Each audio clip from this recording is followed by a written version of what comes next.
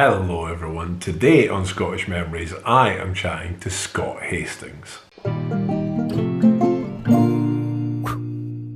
How are you all? I hope you are all happy and healthy and safe out there, wherever you are. Just before we get started, if you haven't already, please remember to hit that subscribe button, leave us a like and leave a comment as well. But today, I am absolutely over the moon. The young me who used to play rugby is properly jumping up and down because today I'm talking to Scott Hastings. Scott is Scotland's most capped rugby centre three-quarter with 65 caps. He played in 51 internationals with his brother Gavin, and they are the only brothers to have played on 2 British Lions tours to Australia in 1989 and New Zealand.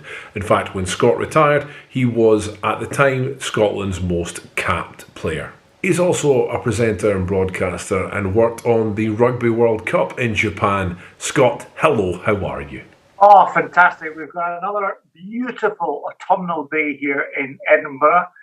And I've been walking on the beach this morning, and I tell you, it was glorious. That sounds lovely. That sounds lovely, actually. I've been running about to the recycling and everything, and you've had a lovely day. Yeah, no, it's I think obviously the clocks have gone back, so the nights draw in. It gets dark about 4:30, 5 o'clock, and I'm a great believer in that. You need to force yourself to get out in fresh air at this time of year, Yeah.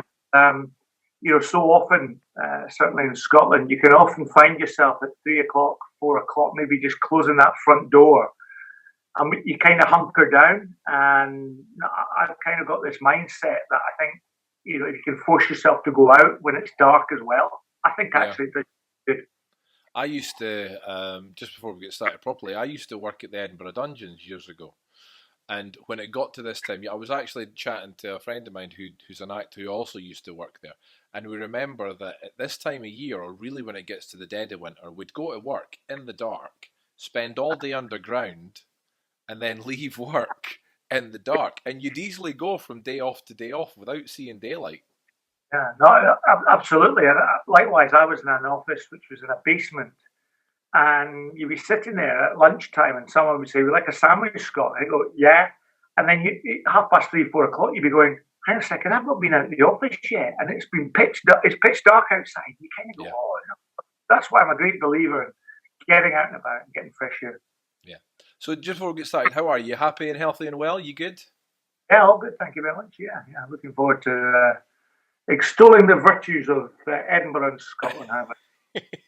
Well, thank you so much for doing this. It genuinely means the world that you can spare the time and come on and chat to me. So thank you very much. So growing up, did you get a chance to explore, on staycations and explore Scotland and things like that? Yeah, I grew up in a large family. There were 4 boys. My mum and dad. We had one overseas holiday to Mallorca, which I always remember clearly because the first time we'd been in an aircraft, and poor father and mother, we must have driven them crazy trying to put 4 boys down for an afternoon siesta. No chance. So we would always holiday up in the north of Scotland. It was always around the Cairngorms region. That's the Central Highland region. And, we had marvellous holidays in around Aviemore, the Cairngorms, Portagarton, Netty Bridge, Grantown-Spey. And it's a part of the world that I still to this day absolutely adore, especially during autumn when the colours around the place are just fantastic. The real feeling that you're out in that country and that fresh air and that wonderful scenic environment, I still love going there. And I don't know if you sometimes experience, I can still smell and touch and feel, I think, that kind of ambience. And I love that part of the world. Now, at this time of year, my mind always goes back to Speyside and the wonderful views and vistas that you get around that part of the world. Yeah, I mean, it is. We are incredibly lucky. I mean, even roundabout us here in Edinburgh, but view-wise, I think you can almost just go anywhere and go, "That's just ridiculous the way how good it looks sometimes." Yeah, I've travelled over the world with my rugby, and the more I come home, the more I realise what a special city Edinburgh is. And you talk about the views and the vistas, and you know we're part of a city that's built on 7 hills. Yeah. This morning, for example, I was walking on the beach down in Portobello. You know, I could have well have been climbing up Arthur's Seat, which is the big hill in the city in the city centre. I think it's just the fact that you've got the Pentland Hills in the background, the Carlton Hill, Christopherson Hill. You can see the city. The geography is easy to follow. And I was reading about an art installation project down in Portobello, and it's called flow lines. And flow lines are the way you sort of navigate geography through water or water systems or pathways. And it was just intriguing to kind of experience that. And flow lines, even walking down a beach in the steps of other people. Yeah. And that's what we've done in our lifetimes, that we do walk down the steps of other people. And the history that Scotland also engenders is just it's invigorating, actually. And people often ask me, Scott, why are you always so positive? And I just say it to them, it's because I love life. I love getting up on days like this, which is bright sunshine, it's windy, it's quite cold out there. And yes, I would hanker for a t-shirt and shorts and off I go. But, you know, there's something about fresh air that really gets you. You're absolutely right. I completely agree. There's something special, especially on days like this. I mean, it's beautiful and sunny, but there's a little nip, just a tiny little starting nip in the air, and it just makes you feel so fresh and alive, really, doesn't it? There's something special about it. Yeah, that's it's almost this intangible kind of the smell, the touch, the feel, where you go, I get this, and you enjoy being outside. And don't get me wrong, I was out a couple of weeks ago. And I think the whole of the UK got hit by this storm where it was the highest rainfall over a weekend. And you know, I was well wrapped up with it that way. But hey, I was still out. The dog was loving it. And, you know, once again, it's just the fact that you're outside. Yeah, I've got a lot of, I'm very lucky that the people that watch the channel, like I was mentioning to you before we probably got started, they're from all over the world. There are a lot of expats. There's a lot of people with heritage. And I find myself telling them a lot, look, you're going to come, it's going to rain, don't worry, hang on for 20 minutes, it'll probably be different. You know, you're right. I was last week, the Meadows, which is a wonderful parkland area in Edinburgh, funnily enough, across the UK, had the hottest temperature in the UK at 17.4 degrees. And the students are all back in Edinburgh. The Meadows was vibrant. There was a young lad playing an accordion. There was people playing tennis and jogging and football and rugby and frisbee. People sitting outside in the cafes. It was just this wonderful, magical atmosphere where there wasn't a breath of wind, and you suddenly went, "Oh, this is fantastic!" Of course, in the old days, the Meadows was one of the South Loch, wasn't it? It was a water, and you know, spectacular stories about the city of Edinburgh is that they drained the loch on the south side and the north side to allow all that park and infrastructure. And I think the one thing I really value about Edinburgh is the green space, because this time last year, I was actually working with ITV in the Rugby World Cup that was held in Japan. And of course, you're in one of the biggest cities in the world, Tokyo. And yet that ability for millions of people to mix together, to socialize, suddenly you got into a park or a small garden, and you realize, and you know, the Japanese are particular about the meticulous, you know, their plants, the flora, the fauna. And you get into these parks, and there are an oasis in the middle of a sprawling, it's one of the world's biggest cities. And yet you value that space. And when I came back to Edinburgh, I suddenly realized how much I value these wonderful green spaces in Edinburgh, the parks, the walks, I mentioned the beaches. There's such variation, and you can disappear. Even in the city centre, if you walk up the Waterloo through Stockbridge and the like, you just suddenly lose yourself. You don't realise you're in a city, and you come across a little vista where you've never seen before, and you go, I get this, I like this. And you're away from everybody, you're on your own. And that's how I sort of identified the parkland in Japan to here in Edinburgh, how lucky and fortunate we are. Well, I think we are the greenest, we're definitely the greenest city in Britain. Mm. My head is saying we're possibly the greenest city in Europe, but I'm not 100% sure on that. But you're right. I mean, I was out just last week, and I wanted to make a video to show people the colours around Edinburgh in autumn, which you kind of sort of started to touch on there yourself. And I found myself, I couldn't get everywhere because there was so many places to choose from. You know what I mean? I did Duddingston Village, and then I was Arthur's Seat, and then I went to the Gardens and Charlotte Square, and I was like, but you know, we've got, like you said, the Meadows, Greyfriars Kirkyard's beautiful at this time of year. There's so many places, I just couldn't get to them all. Interesting you're saying that even now, and I'm starting to explore parts of the city. And the reason being is that during lockdown, when people weren't going allowed, you were allowed to go out and exercise. And of course, there was no traffic really on the roads. I was jumping on my bike.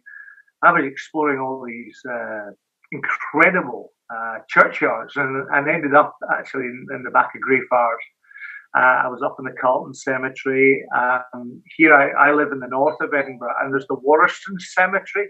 And it's an old Victorian cemetery, and there's 20 acres of land that I walk the dog, we walk around, and it is magnificent. And the history within that cemetery is quite extraordinary. Yeah. People who are buried there, the Victorians who set it up, they encouraged at the time to allow people to go and walk in there like gardens, and these are ceremonial gardens. And it is a wee jewel in the crown. So even you probably haven't visited that one. No, I don't think I have. It's going on the list, I can tell you. Cemetery, believe you me, unbelievable. So I started visiting other cemeteries within the city. You go off Waterloo Place, for example, and in there, and they're just incredible places because they show you just how people used to, not only live, but they were revered in terms of their careers. And of course, in this day of Zoom calls and social media, all that was done in meeting houses and passing information through verbal communication. It was, and Edinburgh has got this incredible backdrop of stories that we all love to tell, don't we? We really do. I find myself because I put a video out every Saturday. I do another video about either history or hints and tips for people to come and go here or eat there or try this or try that. But whenever I'm doing a history video, I always find myself learning something else I didn't know. It seems like we're so lucky with it. You've obviously got quite a passion for it as well, like myself. Where did this all come from? This proper passion for it? Well, first of all, I was always born and bred here, and being brought up in a family of 4 boys, we were always out and about. We always went to playing fields. We lived in the Murchison area of Edinburgh, which was near the Brunsfield Links, near the Meadows. Yeah. Those was where we met with our pals to play football, to play rugby, to throw a frisbee, to golf. The pitch and putt course on Brunsfield Links, and suddenly you realise when you travel to other cities how big and sprawling that they were. But not only that, they just didn't seem to have the beauty of Edinburgh. And as I said, latterly, as a former international sportsman, playing rugby throughout the world, I've visited some great cities in Hong Kong and Singapore, Sydney, and Paris. Dubai, and they've got an attraction. But what I realise is when you come back home, I'm sitting talking to you. I'm sitting talking to you. I'm looking at the castle at this moment from the back of my window. It's only through a little tiny area, but once the leaves properly fall off the trees, I've got wonderful vistas across the city, and I think that's where the passion comes from. That you go up. We talk about the 7 hills.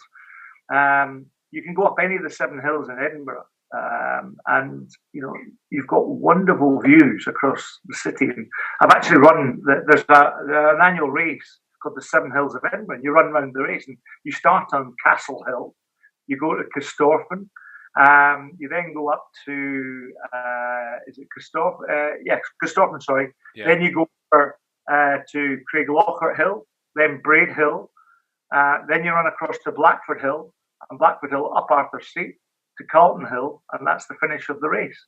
And it's fantastic. You choose your own route, but I think any hill you go up in Edinburgh, whether you're south or north facing, west or east, just staggering. And then the best one of all, I think, is Arthur's Seat, is it not? You walk up. I'm a big fan up there. I go up there quite a lot. A 360-degree vista over Arthur's Seat is extraordinary, and yet, having said that, if you go on top of Blackford Hill, now Blackford Hill is where there's an observatory up there, so people can also see the stars. The lack of light pollution up there actually is amazing. So, I was saying earlier on that this time of year, if you go up there, the city just sits in touching distance of you. So, and those are just, hey, listen, there's plenty of other hills. There's Merchant Hill, you've got the Pentlands to talk on. So, there's more than 7 hills, but the reason it's called 7 hills is that was what it was built on originally.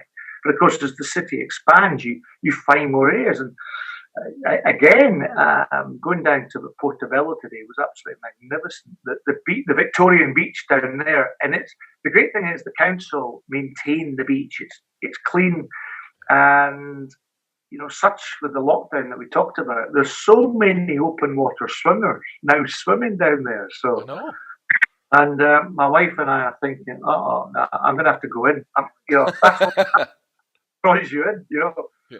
Never want to stand down for a challenge then, really. So, well, if you can do it, I'm going in.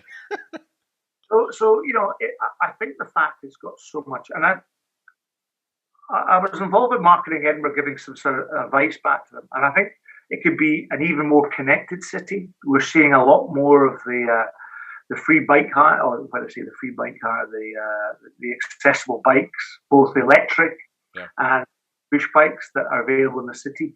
It's a walkable city. I think that's the beauty. You can walk the city, and it's easily accessible, and that in itself is a great attraction. You're absolutely right. I've said this to a lot of people. We're an incredible, compared to other cities around the world. Obviously, we are an iconic city. We've got an incredible history, but we are quite small physically compared to a lot of cities. But in a lot of ways, that does go to our advantage, don't you think? It makes it very easy to explore it. And like you said, just get on your 2 feet and go, right, okay, I'll go down there for the day. So if you take the centre of the city, where you've got the castle, the Royal Mile, Holyrood Palace, that's kind of one part, what they call the old town. If you go to the north, you've got the new town, and then the Botanics and Inverleith. You've got the Royal Yacht Britannia. You've got the Leith Docks, and of course, because there's a water feature, namely the Firth of Forth, you can't go any further in the city. No, so if you then the other side, you've then got the sort of the landmass, which is the Pentland Hills.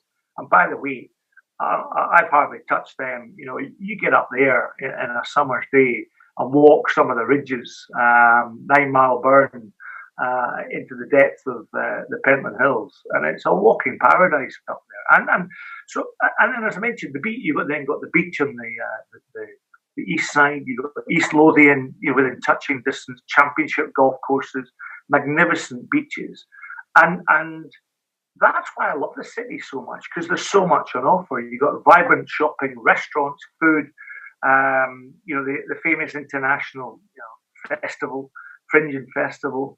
I think the council need to be patted on the back, and of course the interlinking network of cycle paths as well, to allow the city to move and to breathe. And there's a lovely feel about the city, and that's what I enjoy, because even at the age of, I'm a wee bit over 50, getting a little bit grey in the hair, but you find other parts of the city you've not been before. And I was out on my bike the other day, ended up on the back of Causeway side, and on my bike, and ended up in a part overlooking Arthur's Seat. I'd never been there before, but some of the people who've got houses up there overlooking Arthur's Seat, they're pretty good. You're not the first person I've chatted to that's kind of taken advantage of the whole situation we've been in. I was chatting to the comedian Craig Hill a month or two ago, and he did the same. He just got on his bike, started exploring the place, and got so inspired that he ended up making 6 or 7 little videos about little areas that he didn't know about. And have you found yourself just finding somewhere and go, I just did not know this was here? Yeah, there was one particular day I ended up going cycling all the way down past Portobello, past Joppa, I got out to Musselburgh, and I ended up on a cycle path that took me out to the Julian Valley. Not the Julian Valley, the Queen Margaret College. Yeah. I picked up a cycle path that took me all the way back into Duddingston, through the Radical Road, and then it was what's the tunnel? The Radical Railway, isn't it? The Radical Road is the railway to beside Arthur Street and Salisbury Crags, and it was just the fact that I wasn't on any roads or pavements. I ended up on a cycle path that I never knew existed. And that's what I love about the city, is that you're still exploring, and lockdown to a certain extent gave me that opportunity just to get out on my bike. And seriously, there were some days I was out on my bike 7 o'clock in the morning. I was the only person cycling around the middle of the city, and it was I had it all to myself, cycling down Victoria Street. By the way, the best street in Edinburgh, Victoria Street. I love Victoria Street. It's a beautiful street. Either you go down a wonderful cobble street from the Grass Market up onto George IV Bridge, and it's just fantastic. And the bars that are off there, the restaurants, of course, nothing was open when I was cycling around, but it was just. And my wife and I are great. You'll be aware, Tony, there's a lot of chat about mental health, and my wife suffers a little bit from ill health when the balance goes wrong. And we are both ambassadors of Support in Mind Scotland. Right. And we have a concept where we encourage people to go out and walk, jog, or cycle 100 streets. Now, you can do one street every day for 100 days, 10 streets times 10 over 10 days, or you can do them all in a one-off. And we've been doing it with a group of friends where you go out and you just explore an area like Leith and you run around 100 streets. It only takes, an hour and a half, 2 hours at the most. And the great thing is you make up your own rules. So if you touch a street, it still counts. Right. However, we do sort of 6 meters, that counts. But there was one, we did the high street. And we ran up the high street from Holyrood Palace, up the left-hand side to the castle, had a drink, a cup of tea, came back down the other side. We did 122 closes up, and so we buried behind the back of these closes. Old Town, and some of the closes I had never been down, but the architecture in behind the back, the history was just magnificent, and I'd love to go back and do it again, because we were running too quickly going down the hill, and that type of challenge, the 100 Streets challenge, it makes you look up, not down, and appreciate what you've got on your own back door. I did something very similar a little while ago. It was a couple of years ago. I did a series on the channel of exploring every single close. So I started at the castle, and if it wasn't, how some of the closes have now became buildings, like going into the Witchery, that close is actually the entrance to the. If it was a street I could walk down, I went down every single one of them, right down to the bottom, just to see where it goes.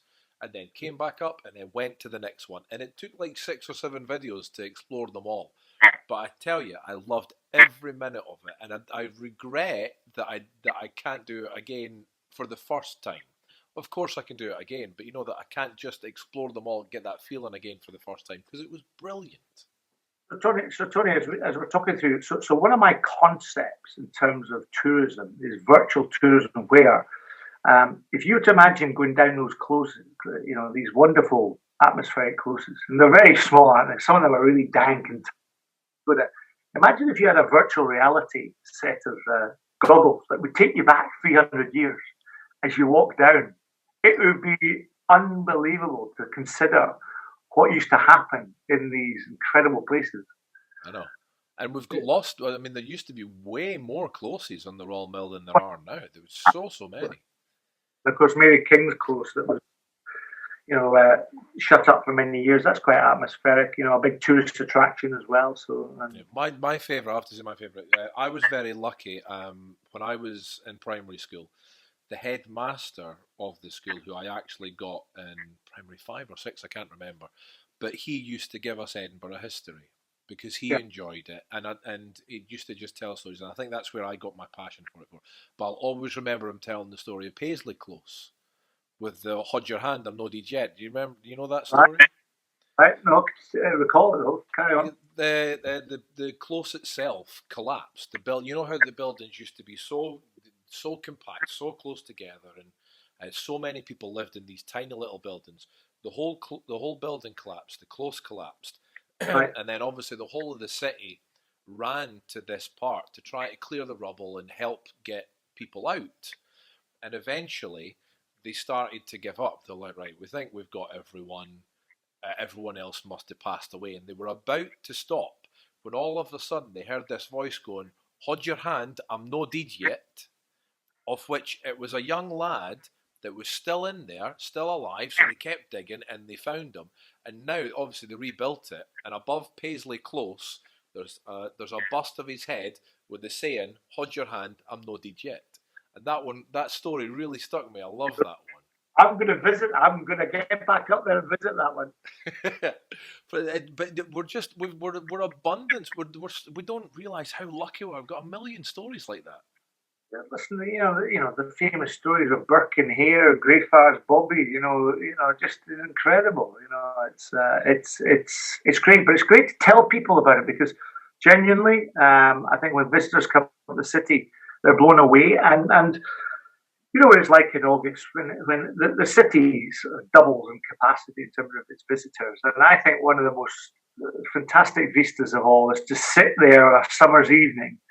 And if you get it right, you get a day from heaven and you watch the Edinburgh military tattoo. You cannot, to be moved by the pipes and the drums and the backdrop of the castle. I think that must be, if you've never been to Edinburgh before and you come and go and sit and you buy a ticket to watch that show, you must come away full of emotion, full of pride, full of passion, because I think it's extraordinary myself.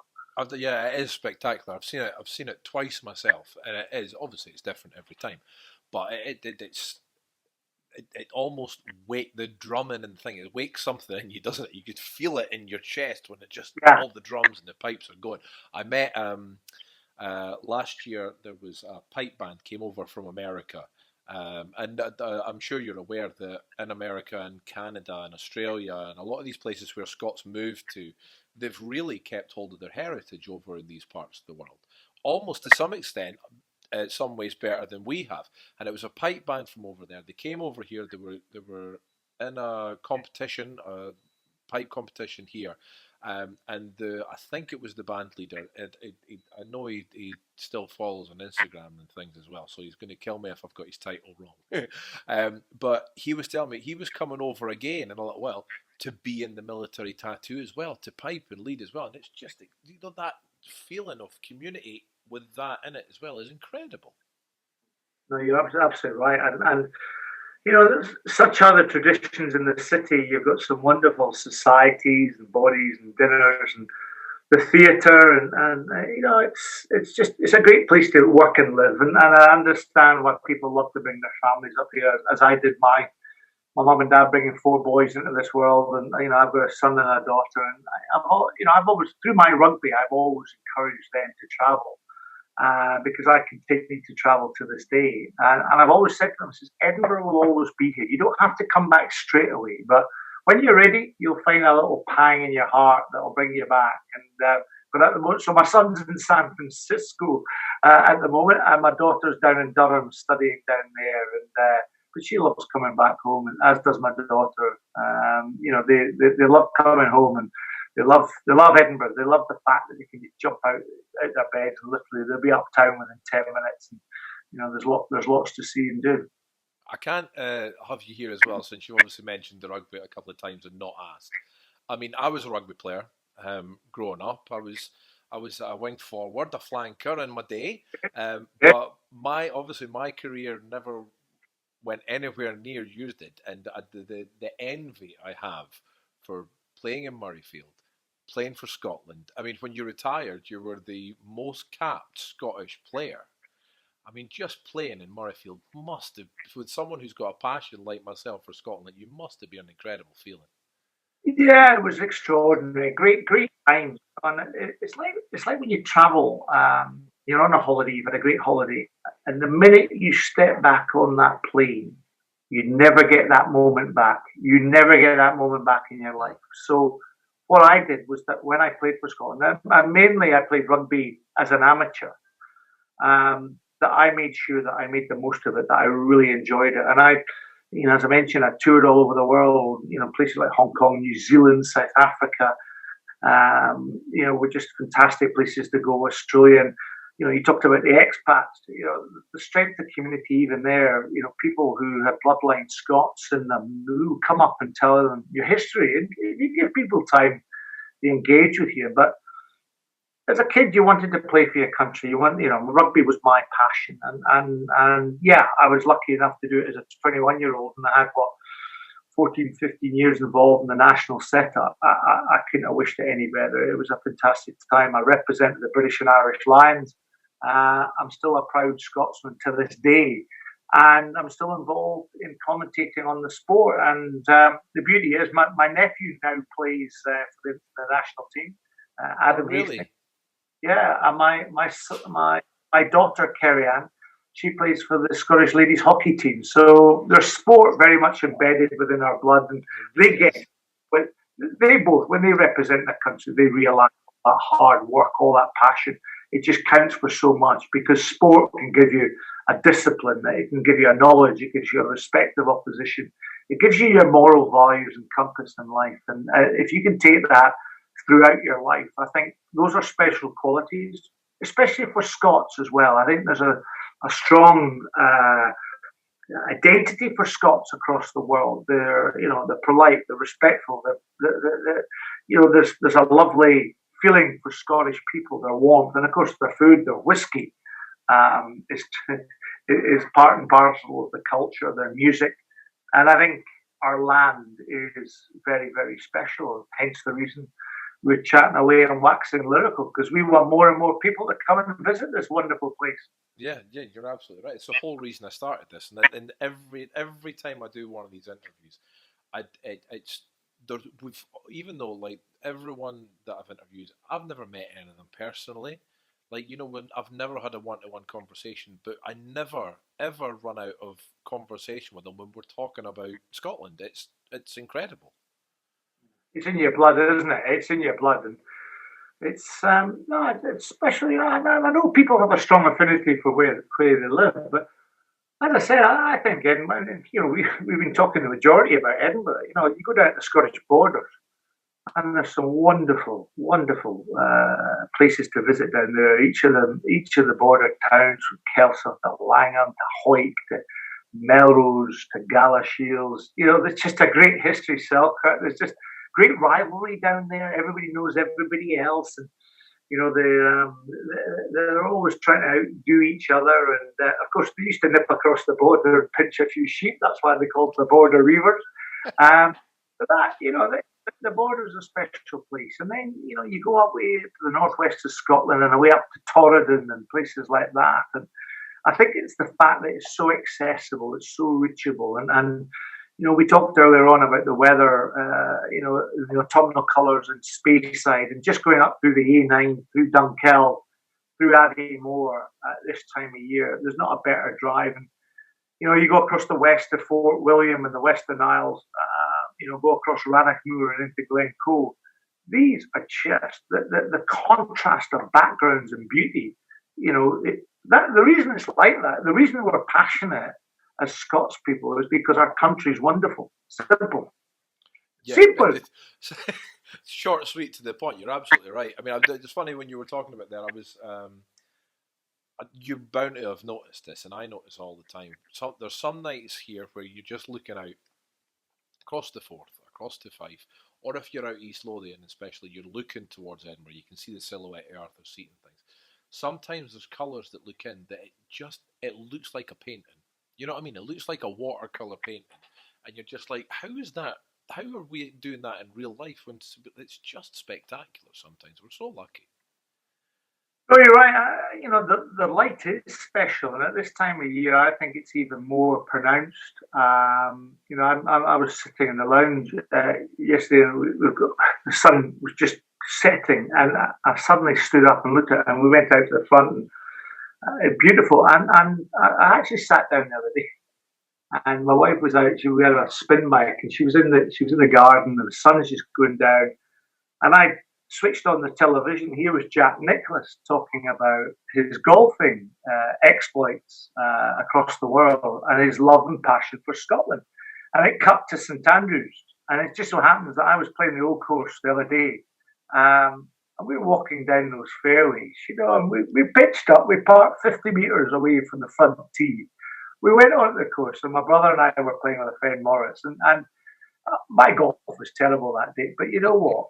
Walking down the old course, playing those famous hallowed holes and on that turf, and you walk up this, the 18th and the Swilcan Bridge. It was magnificent, and you just really, if you got somebody like Jack Nicklaus just talking about his love for St Andrews, and that was me just walking down a couple of days ago. That's special. Eh? You can do that. That's what, and the West Sand. At St Andrews, it's one of the best walks. And of course, anybody who's watching this on YouTube, go and have a look at the film Chariots of Fire, to that wonderful opening scene when the group of athletes representing Great Britain are running down to the backdrop of Vangelis, and they run across the golf course. I must say, I think that's one of the best scenes, sporting scenes in film, with that fantastic score. And I met Lord Putnam, who directed that movie a few years ago.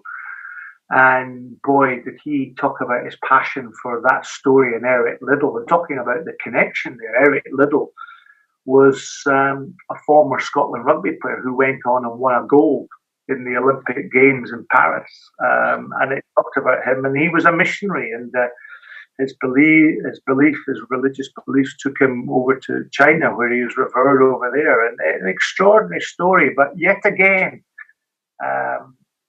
something within Scotland embedded within film to tell the world, just what a special place this is. And it seems to be the world is starting to notice that as well, because more and more films are getting pulled to Scotland and being filmed in Scotland and being filmed in Edinburgh in particular. I mean, I'm sure you'll know, like Avengers a little while ago was being filmed here. Fast and Furious was being filmed here last year. I was chatting to Jason Connery. He was talking about how he's building the film studios down in Leith. It does feel like the world is starting to discover that this is a great place to show off. Yeah, well, I've not seen Outlander, but I hear that's a fantastic series. You've got Highlander, you've had Rob Roy, you've had Braveheart, Braveheart's Bobby, Mary Queen of Scots. Hey, we've even got a Disney animation called Brave, which I think is hilarious. But, it's brilliant. You're right. And of course the modern titles, Fast and Furious. We took over the city, and yet some of the periodic dramas as well that are filmed. It's not just the big silver screen. It is about the periodic dramas and the opportunity that Scotland presents, both in film, but we talked about the category of food as well. Our history is fantastic. Our culinary. I didn't realise there's our food tourism is really important to us as well, because we've got some outstanding chefs out there, Michelin star chefs. And I didn't realise that people actually build holidays around visiting these fantastic restaurants. Yeah. That litter, not litter, but are spread across Scotland. And the great thing as well, you've got different great cities like Dundee, the city of discovery. You go up to Aberdeen and that wonderful Moray Firth, and you go up to Inverness, and suddenly you start linking all these incredible dots, whether it be golf courses or distilleries or the salmon on the rivers or Loch Ness, the famous Loch Ness monster. I once spoke to a pal of mine who used to run the visitor centre up there. When was the last sighting of Loch Ness? The Loch Ness monster. She says, sorry, Scott, did you say when's the next sighting? No, he says the next one's coming soon, just to keep the tourism going and the fable with it. And then the islands of Scotland are special. I don't know if you've been away up to Orkney and Shetland. I got to Orkney. I've not been to Shetland, but we'll get to Shetland one of these days. But Orkney is just incredible, and you go to the west coast and some of these islands, Skye and the Outer Hebrides, and I actually bumped into a pal of mine the other day who's just been up in Tyree, and his kids had never seen sand and sea like it. Absolutely. Okay, it's a bit colder than the Caribbean, but the sand is as white and the sea is as blue. And they were saying, his kids were saying, don't tell anybody. This has been the best holiday we've ever been on. So, it's, we could wax lyrical for the next 2 or 3 hours talking about this Easter, but hey, we're on a YouTube channel. We're just trying to persuade people to come and have a look. I know, truthfully, the best way for anyone to believe us is to come here and see it. I'm just, if anyone was wanting to come, what would be your top tips if they were going to come over? What would be my top tips? Take your time. Take your time. It's, you can't do Scotland in 2 or 3 days. The longer you take, the more fun you have. And yeah, you're absolutely right. If you come to Scotland, you're going to get wet. Even in the middle of summer, wrap up well. Ensure you got plenty of clothes. But just go and explore. Jump in a train, jump in a bus, jump in a car, and even cycle. But my soft spots, as I talked about earlier, undoubtedly Edinburgh. I love Aviemore and Speyside in around the Cairngorms there. One of my favourite spots actually is Lochanelan. Walking around there any time of year is just spectacular. And I think I've got a real soft spot for that whole area. Lochgarten with the famous ospreys, of course, and some wild water swimming that I've done up there. Glen Lyon's an absolute belter of a place to go and visit. And so those are my top tips. But just enjoy yourself. Go to a Scottish pub and just get chatting to people, because I think we're a friendly bunch of folk, and long may that continue. Absolutely. I think if the opportunity came, I think you and me going out and just exploring Edinburgh and having a pint would be a great day one day. We look forward to that. Our pubs aren't open at the moment. No, unfortunately not. Unfortunately not. Like anything, we'll get over this pandemic. There'll soon be a vaccine. We'll get back. We'll learn to live, managing our own risk in many respects. But yeah, I miss that camaraderie. I miss big crowds. I miss theatre. I miss laughing. I miss the joyous occasions when you can have a real sense of fun with people around you, and your family and friends are your most treasured. So when we get the chance to get together again, and it's coming up to Christmas time, hopefully we'll be there. But we'll pack 2020 away and we'll get on with 2021, because I think there's going to be far more opportunity in the year of 2021. Hopefully. I don't like to let anyone go without giving them what I like to call tough questions for us Scots. Fire away. Shortbread or tablet? Shortbread. Oh, that was quick. Well, the reason being is I've got a bit right here. That wasn't even a plan. I know. But straight to it then. The tablet a bit too sugary, or is it just you just love the shortbread? Tablet's too sugary and a bit of shortbread. It's just right. Yeah, nice cup of tea and a bit of shortbread. You can't go wrong, really. Haggis, neeps and tatties, or mince and tatties? Haggis, neeps and tatties. Yeah. Just prefer it, no reason? No, I'll eat mince and tatties more, but I love having haggis, neeps and tatties. Even when I'm out at a restaurant and you see it on a menu, you just go, yeah, I'm going to have this. You don't have to wait till for burn suppers nights to come along. You can have it any time. So no, I just like the fact that with a whiskey sauce, it goes down rather well. I'm gonna give you a wee tip here. They're not sponsors. They're just I've featured them on the channel before because their haggis is incredible. There's a company called the Haggis Box. They've just taken over the cafe at the John Knox house in the Storytelling. They've just taken over there. Yeah. They have got brilliant veggie haggis and haggis, but their whiskey sauce is unbelievable. If you get the chance, nip in there and try the haggis with the whiskey sauce. Honestly, you will not be disappointed. I'll try that. Iron brew or whiskey? Oh, I'm a whiskey man. Yeah, that's fine. There's nothing wrong with that. Absolutely nothing wrong. Iron brew, got your teeth. Oh, I shouldn't say that. Sorry, we'll edit it out. It's fine. uh, since you're in Edinburgh, man, chippy sauce, yes or no? No. No? Bit too No, vinegary? I'm a little bit of salt, and that does me nicely. Yeah. And last one. When you're in Amsterdam, you always have a bit of mayonnaise, don't you, with your chips? So I suppose. You know what? I lived in London for a while. I went to college in London, and obviously, being a local, chippy sauce was kind of all I knew. I was surprised when I left that chippy sauce wasn't a world thing. I thought it was everywhere, but yeah, when I went down there, it was all mayonnaise and everything, and I was like, all right, okay. I have to say, it did stick with me after that. I do like a bit of mayonnaise in my chips as well. There'll be people around the world shouting at me now, going, "What?" Last but by no means least, Tunnock's tea cakes or caramel wafers? I'm a caramel wafers man because, fun enough, there was a tea cake the other day. We had some left over, and I hadn't had one for ages. But I must say now, I'm more of a wafer man. You can have a good chew at that one rather than having all this sticky cream around you. Yeah, my wife's the same. My wife's the same. She loves a caramel wafer. Scott, this has been absolutely brilliant. Thank you so much for sharing your time and sharing your passion.